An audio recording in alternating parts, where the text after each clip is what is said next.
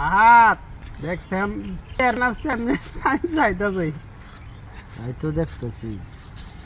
মুফাজ্জল, হ্যাঁ পুকুরে মাছ টাছ আছে নাকি নাই? মাছ আছে, মাছ অভাব নাই। তাহলে মাছ নড়ে না কেন? মাছ লড়ে না, এখন ঠান্ডার দিন না, মাছ পানির নিচে আছে।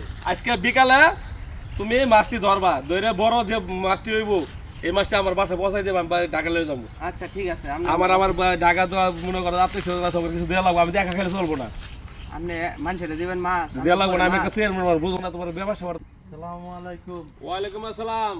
চেয়ারম্যান সাহেব ভালো আছেন? আলহামদুলিল্লাহ। চেয়ারম্যান সাহেব, এখন আমরা তো গরিব মানুষ, কাঠ মাঠ কিচ্ছু পাইতেছি না, অনেকটা কাঠের ব্যবস্থা করে দিতে হবে। ব্যবস্থা তো করবই, কাঠের ব্যবস্থা আইসি গ্রামে তো আসা হয় না আমার।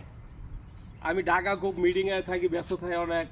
তো তাহলে আপনি বলে দেন একটা কাজ করে দেওয়ার জন্য। আচ্ছা যাও, তুমি চিন্তা করো না, আমি আমার মুফাজ্জল বলে দেবো নি, তোমার একটা কাঠ ব্যবস্থা করে দেবো। আচ্ছা যাই দেবনি।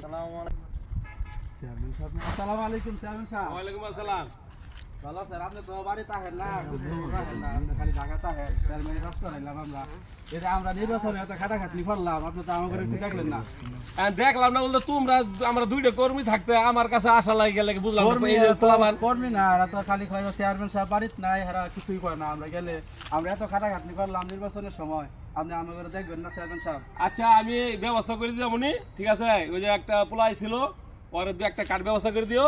আর তোমার কই গেলাম, তুমি যে কাজটা কইছি এই কাজটা করো, ঠিক আছে?